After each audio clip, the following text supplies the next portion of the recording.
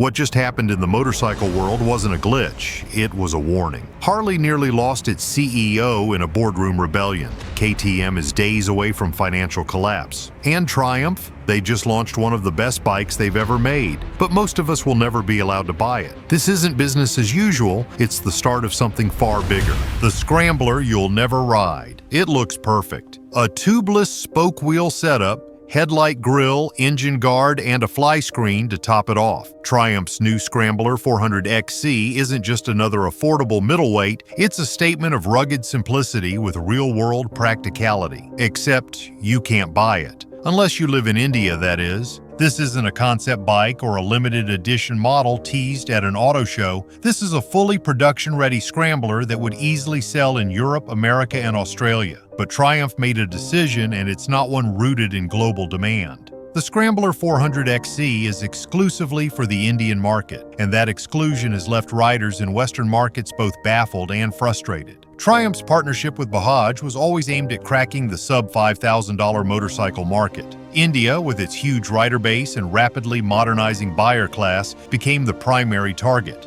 But when global spy shots teased a rugged version of the already successful Speed 400 and Scrambler 400X, many assumed those bikes were headed to showrooms worldwide. They were wrong. The rationale: manufacturing volume. In India, Triumph can move tens of thousands of units, enough to justify minor sub-variants like the XC. In North America or the UK, the math doesn't add up. A new model means new logistics, marketing, and support channels, all for what Triumph likely considers a niche variant. But for Western riders, the optics are brutal. A British brand making arguably one of its most desirable retro bikes in years just decided you aren't worth the effort. More than anything, it signals a new era. Western markets used to get the first pick of every launch. Now, in the India first model, they get the leftovers, or nothing at all. And if that doesn't sting enough, just wait until you see who's still basking in the chrome glow of yesteryear. But while Triumph was building bikes for India, another British brand went black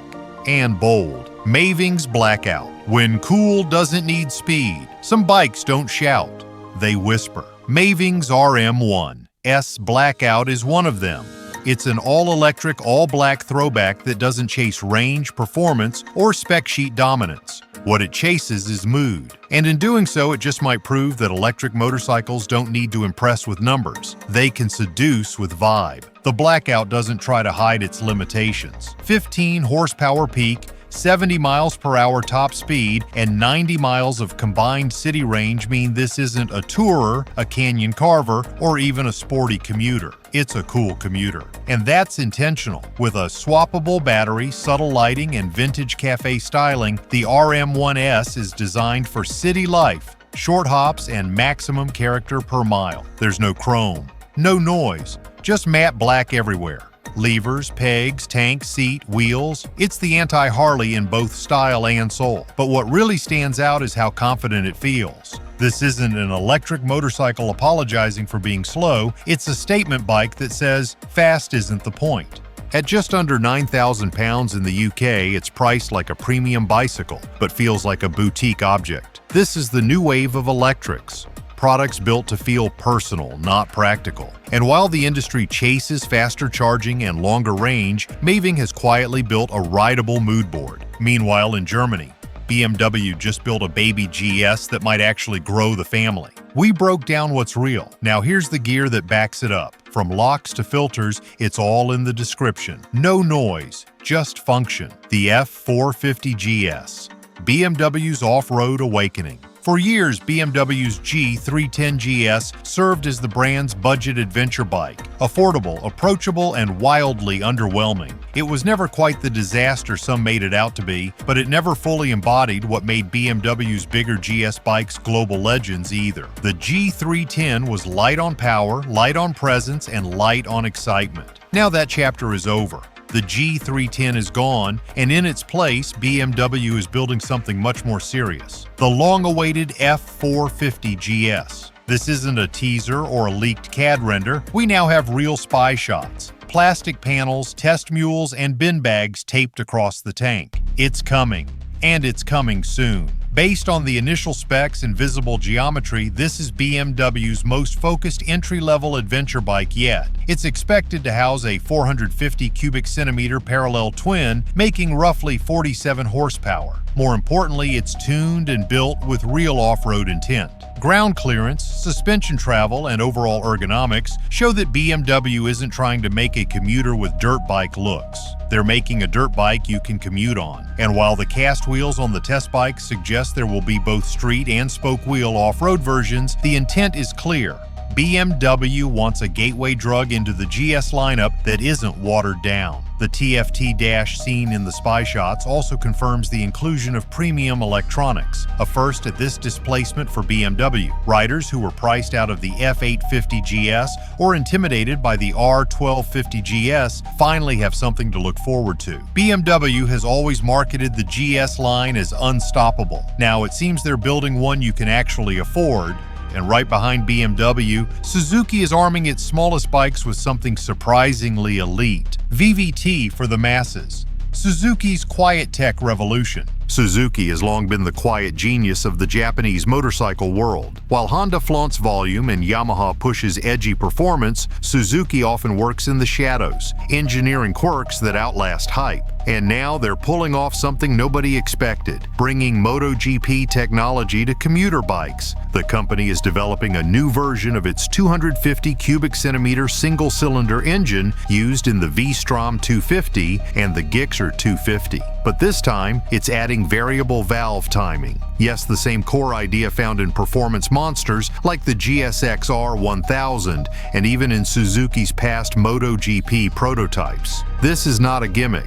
Variable valve timing can drastically change how an engine performs across rev ranges, allowing small bikes to retain low-end torque while gaining top-end pull without sacrificing fuel economy. Why does this matter? Because these 250s are often dismissed as starter bikes or cheap transport. In many countries, they're the go-to machines for city commuters, delivery workers, and students. Adding high-end engineering to this segment signals a mindset shift. Suzuki isn't just selling utility, they're offering excitement at the bottom of the market. This isn't their first rodeo either. Suzuki successfully used the same tech on the GSX-R back in 2017. Now they're applying the same thinking to machines that cost 1/5 the price. That's not just democratizing technology, it's redefining what entry-level means. Suzuki's not making noise, but they're making waves. But while Suzuki quietly upgrades, another brand is loudly protecting what you already own. All right, listen up. We chased the facts, cross-checked every rumor, and put it all into one video. If that doesn't earn your click, what will?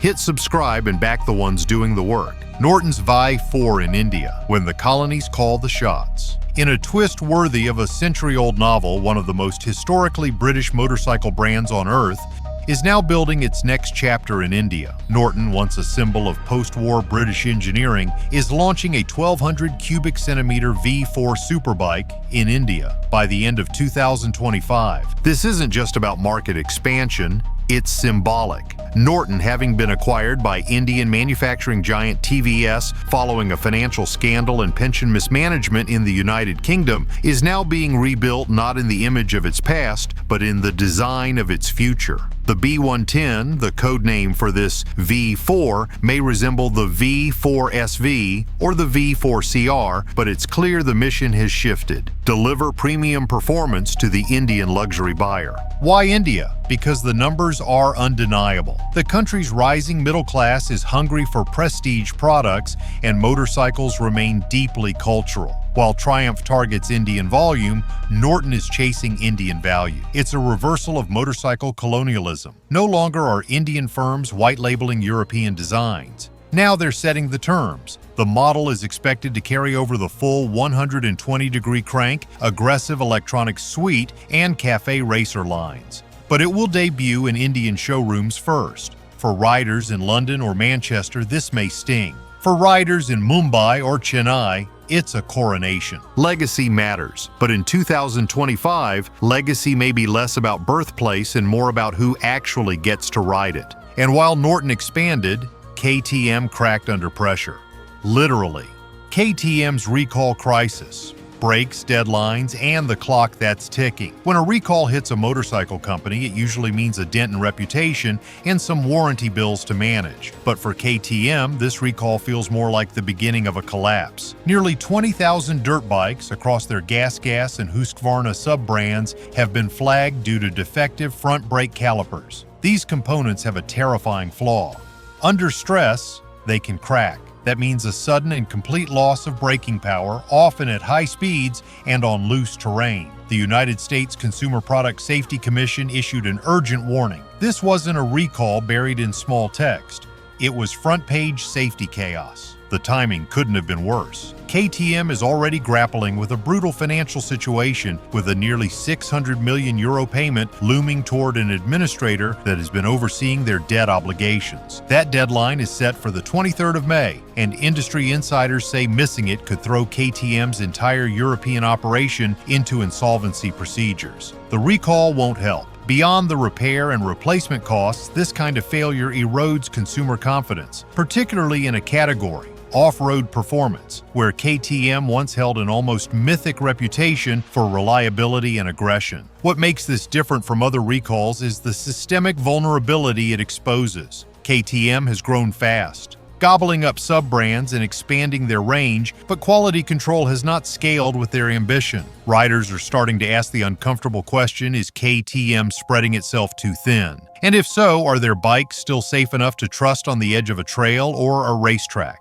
The financials, the reputation, the very identity of KTM as a rider-first, race-hardened manufacturer, all are suddenly in question. And the worst part? The clock is ticking and the world is watching. But as KTM buckled, another European legend turned off the lights on a design icon. MV Augusta's R&D shutdown. The death of CRC. Some closures feel like a quiet death. That's exactly what happened when MV Augusta confirmed it was shutting down its CRC design and R&D facility in San Marino. For those outside the enthusiast circle, CRC, Centro Ricerche Cagiva, was more than a building. It was a shrine to Italian motorcycle design. Since the early 1990s, this modest facility had birthed some of the most beautiful, aggressive, and technically daring bikes on the road. If Ducati was the Ferrari of motorcycles, CRC was the Pagani, bold, visceral, and singular in vision. Now it is silent. The closure wasn't announced with fanfare.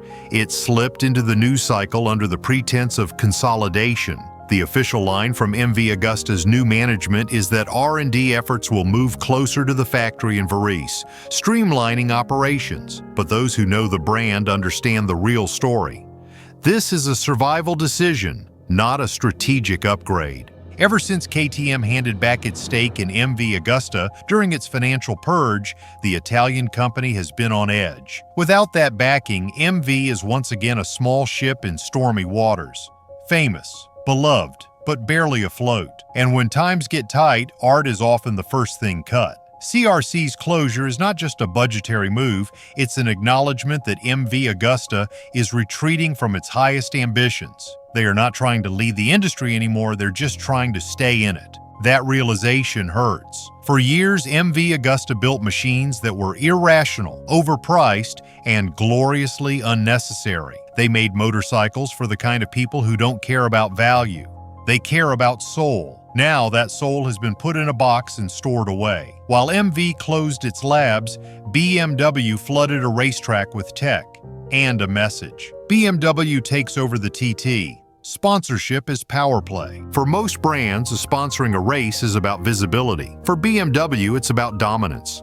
The company recently signed a 3-year deal with the Isle of Man TT organizers, replacing Honda as the event's primary motorcycle sponsor. But this wasn't just about putting logos on fences. BMW rolled in with M1000RR superbikes for the rider liaison officers, S1000RR support machines for marshals, and a whole fleet of high-performance SUVs, including 616 horsepower X5Ms for the event's rapid response medical team. This is what corporate muscle looks like in motorsport. While other companies trim budgets and scale down involvement, BMW is doing the opposite.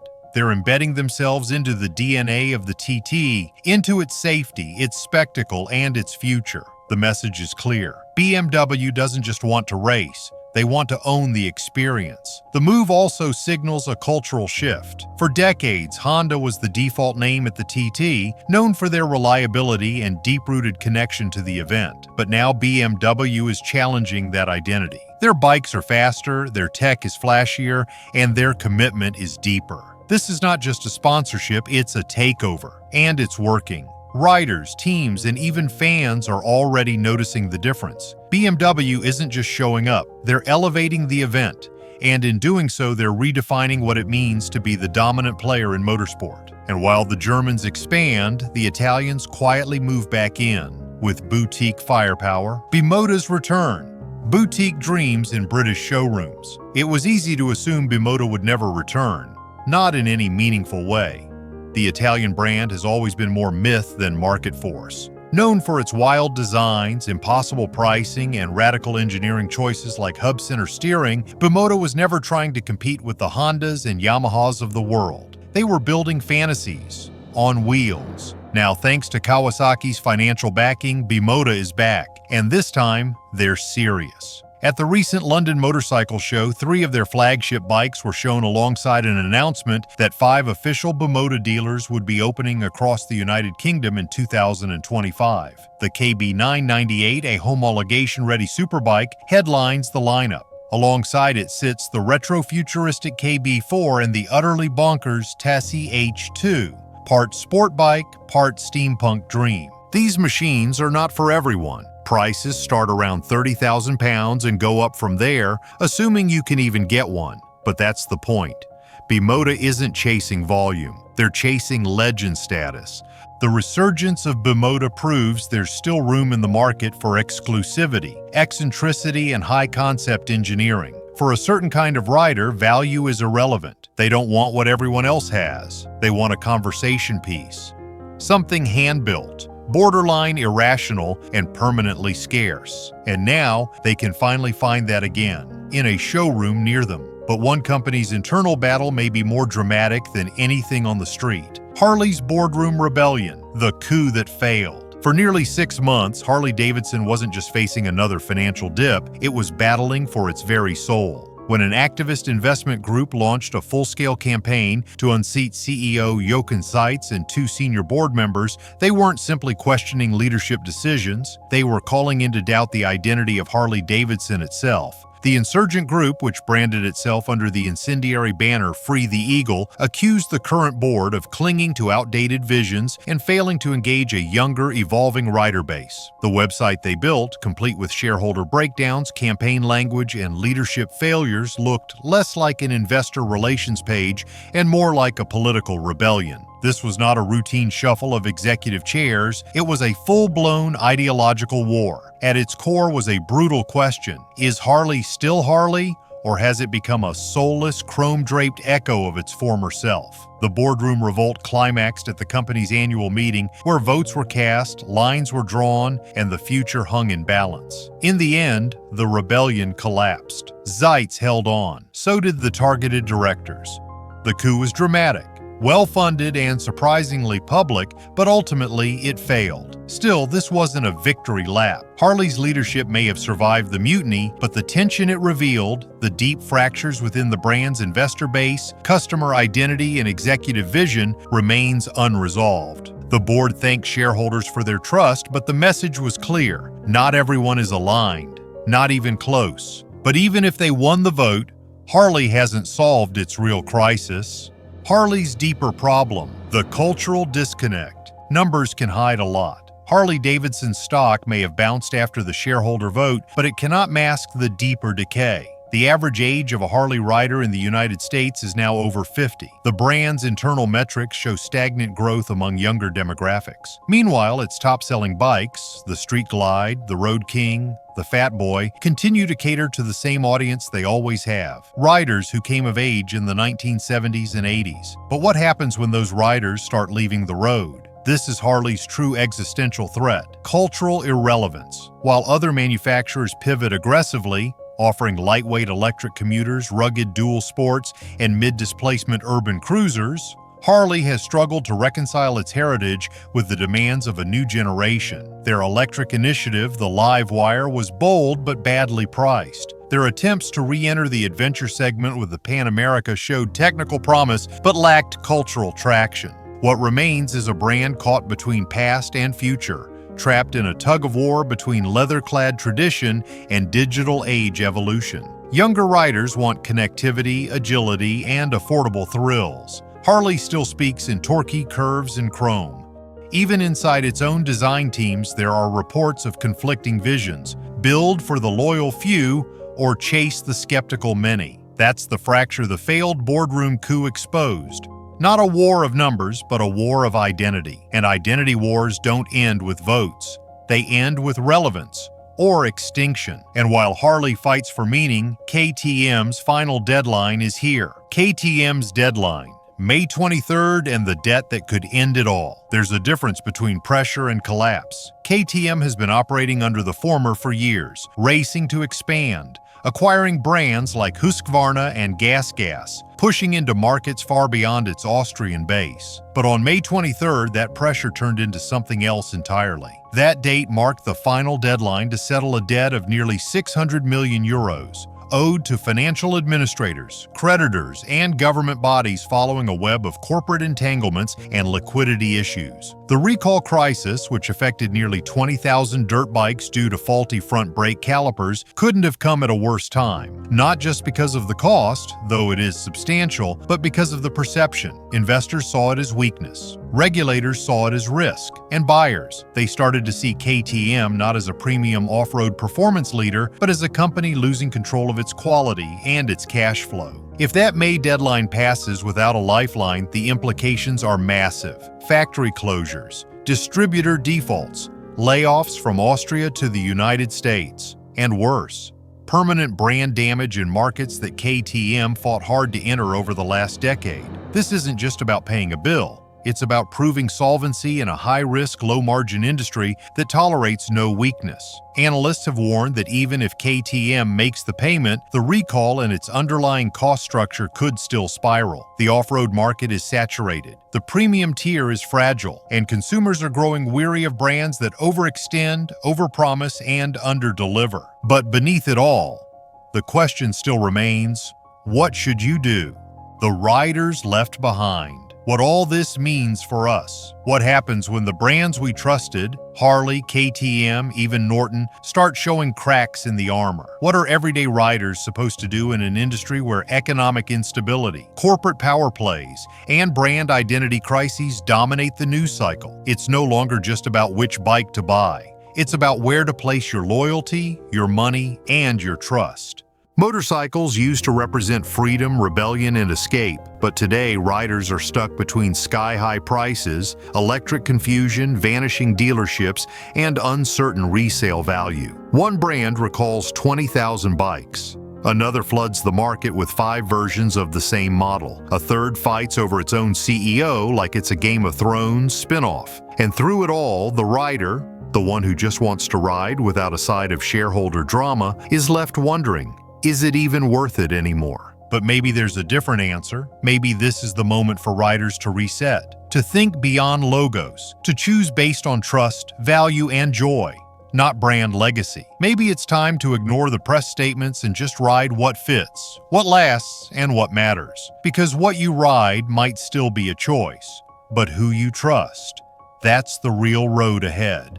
So here's the question. Which brand do you still trust, and which one lost you for good? Drop your thoughts in the comments. We're building a community that doesn't just ride, we question everything. If this breakdown helped you see the road ahead more clearly, hit that like button, subscribe, and ring the bell, because we're not done yet. The next wave is coming, and you'll want to be ready for it.